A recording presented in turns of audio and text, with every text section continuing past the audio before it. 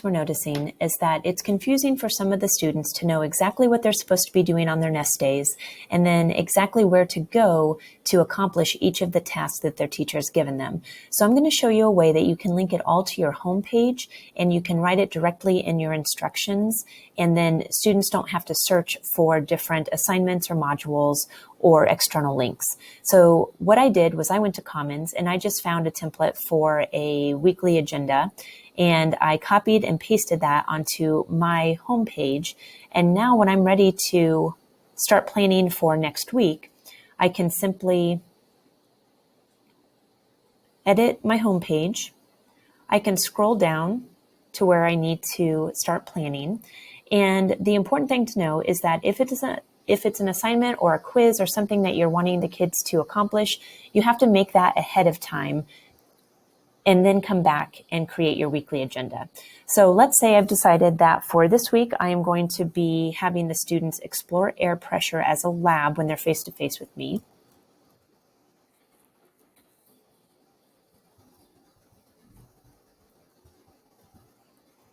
Okay, and now I need to go ahead and link that into the agenda box. So everything I've created, whether it's a page, assignment, quiz, announcement, discussion, or a module, can all be found over on these right-hand side tabs.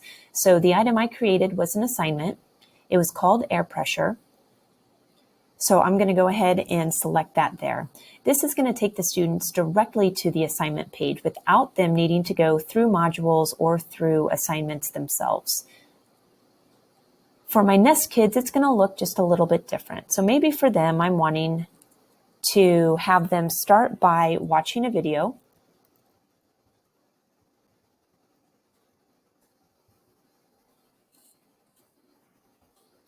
And I'm going to just find the video that I'm going to have them watch. It's important to make sure that you set the permissions so that students at LPS are able to view. And then you're going to come back. You can link the URL there. Click OK.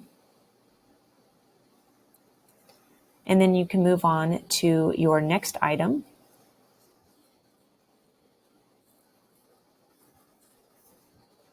Try get rid of that second link.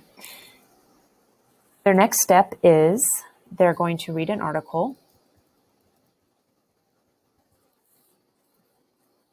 And I've got the article here, so it's a URL. I'm going to copy it. I'm going to Command K to paste it. I could also link it to the URL there. And then the final thing I'm going to have them do is complete notes.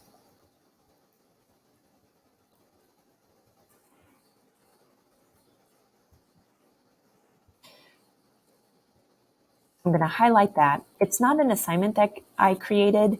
It is just a PDF file. So I'm going to my files. I'm finding the PDF that I want them to use. Here are the notes.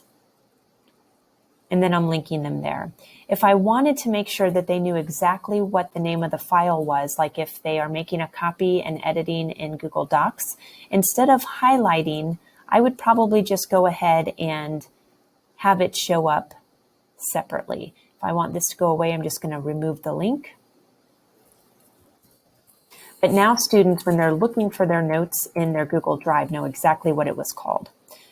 If I wanted to, I can go through and I could number the items. And Google really wants to put that on there twice, or Canvas does. That's fine. I'm going to leave it. And then for Tuesday, we're going to just repeat the day before's lessons.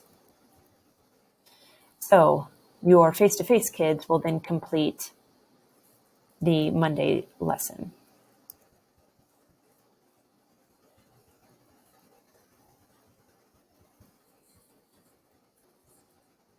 I'm actually going to say complete so they don't think they're doing it twice.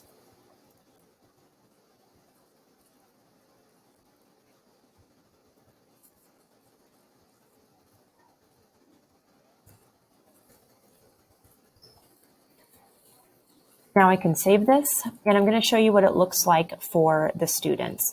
So I'm going to go into my child's Canvas account, and I'm going to screen mirror this so you can kind of see what it looks like from the student's end.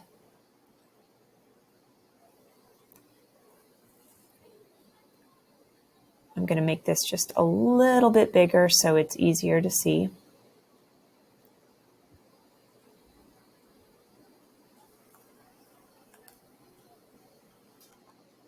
All right, so I'm going to go to the course that I need,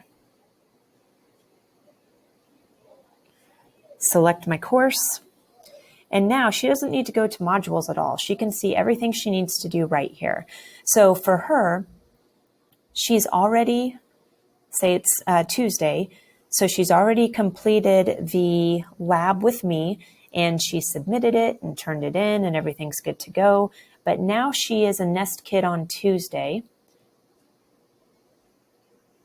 So she knows these are the steps she needs to follow. So the first thing she's going to do is select the video. She can watch the video here. Then she can go back.